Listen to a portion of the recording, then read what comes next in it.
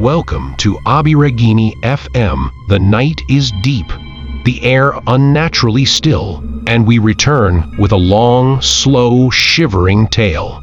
Dim the lights a little. This is not a story to be rushed. The old zamindar house of Shah Mahamaya had recently been put up for auction after many silent years.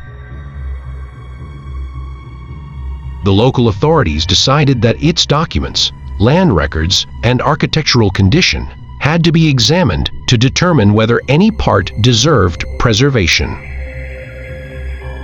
The responsibility fell upon Atik, a young researcher from the history department.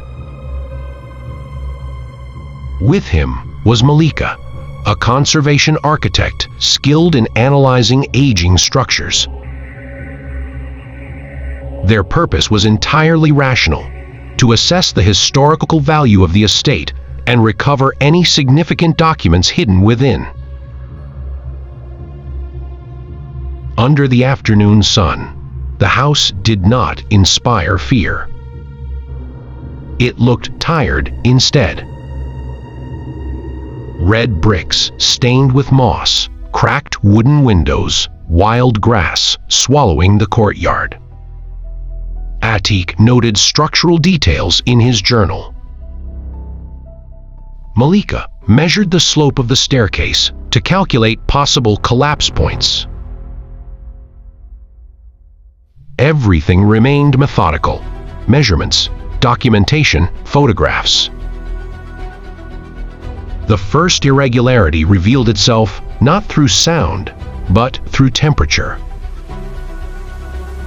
The air inside felt several degrees colder than outside.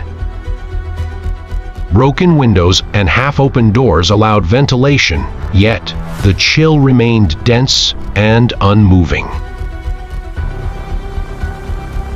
Mallika attributed it to the old lime mortar walls retaining coldness. Atik agreed. The explanation was logical. Upon reaching the second floor, the corridor seemed unusually long. Even daylight appeared dim within it. Strange markings stained the walls. At first glance, childish scribbles. On closer inspection, they resembled ritual inscriptions. Atik photographed them. Curiosity sharpened. Records already suggested that the last heir of the zamindar family had possessed occult inclinations. Thus the symbols unsettled them, but did not yet terrify. On the western end stood a chamber lined with mirrors on all four walls. Most were cracked.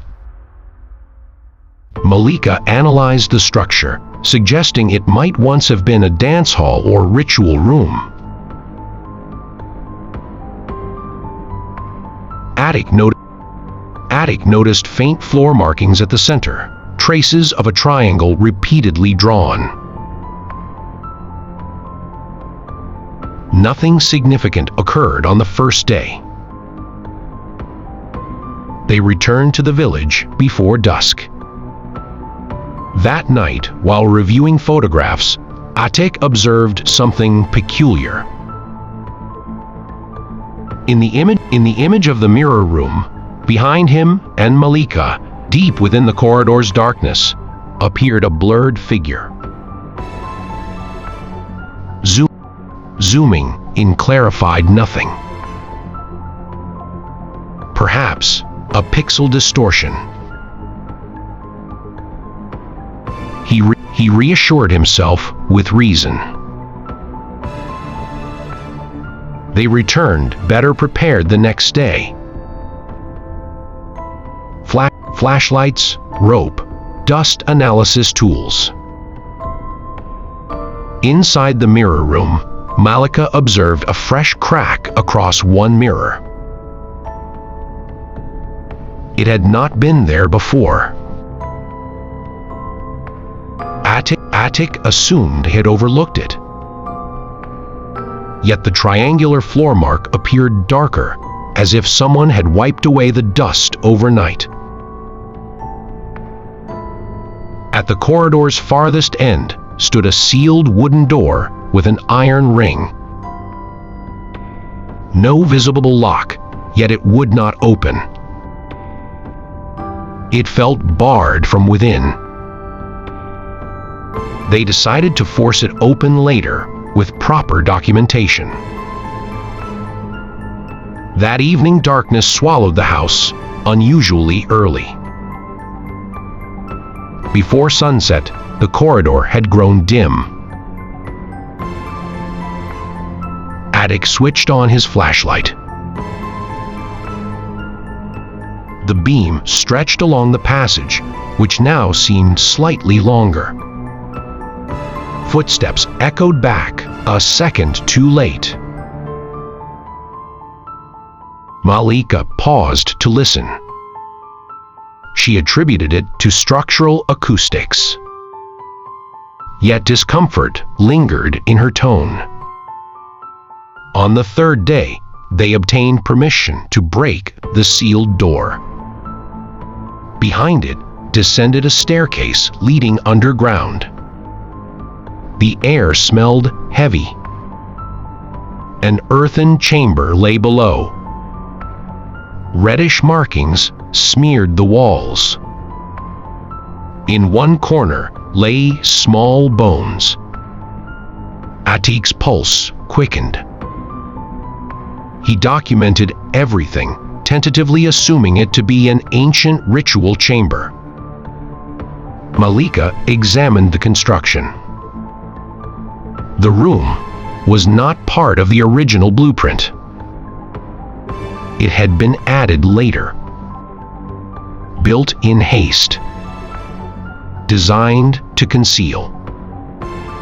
Back in the mirror room, they took more photographs. This time, Atik distinctly saw in one mirror that Mallika's reflection moved a second too late. He blinked. Everything appeared normal again. Yet a cold current traveled down his spine. They chose to remain inside the house that night for observation of nocturnal temperature and sound changes. For research purposes, they set up a camping light midway down the corridor. At midnight, the first sound emerged. Slow footsteps. From one end of the corridor to the other. The wooden floor did not tremble, yet the sound persisted. Atik stepped out with his flashlight. The corridor stood empty. But the air felt dense, as if something unseen had just passed between them. In the mirror chamber, Mallika noticed that every mirror now reflected only a single face. Not hers. Not Atik's. A pale adolescent girl. Exhausted eyes. An expression of prolonged waiting. She did not scream. She remained still. Atik rushed in. The mirrors returned to normal. But the triangle on the floor had grown darker, freshly etched. They descended once more to the underground chamber. Tracing the inscriptions with her fingers, Mallika felt dampness, thick, almost organic. Beside the bones lay an iron bangle. Atik recalled village rumors of the occult heir's daughter. Records had shown she had not vanished in a storm. She had last been seen within the estate. The fragments aligned slowly, The occultist had confined his own daughter within the ritual chamber, believing he could transcend the limits of the body through sacrifice. The chamber had become a prison. Darkness, hunger, isolation. Death arrived gradually, and that death birthed a presence bound within walls. The final night proved unbearable. The corridor seemed narrower. Inside the mirror room, every reflection showed the same image, a girl extending her hand. At the center of the triangular mark, a whirl of freezing air spiraled upward. The light extinguished. Darkness swallowed everything. Breathing filled the void. Not one. 3. Atik felt a hand clamp around his wrist. Mallika was no longer beside him. At dawn, they found her in the underground chamber. Unconscious. The iron bangle encircled her wrist. Atik's camera held the final image, 3 reflections in the mirror room. 2 human figures, and a third between them. Weeks later, the estate was sealed. The official report stated evidence of unlawful rituals and probable child death. The report did not mention that echoes in the corridor still return a second late, nor that in the mirror room one may glimpse an extra shadow standing just behind their own reflection. Tonight's story ends here. Thank you for staying with Abhiragini FM. If ever in the dark you notice your shadow move a moment too late, remember, history is not always written on paper. Stay with us until we return with another story. Good night.